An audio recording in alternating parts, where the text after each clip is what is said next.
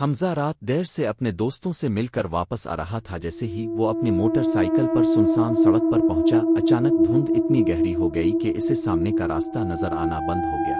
وہ سڑک کے کنارے رکا، موبائل نکال کر لائٹ جلانے کی کوشش کی، مگر موبائل بند ہو چکا تھا۔ اچانک دھند میں سے ایک سفید لباس میں لپٹی عورت نمودار ہوئی، جس کا چہرہ نظر نہیں آ رہا تھا۔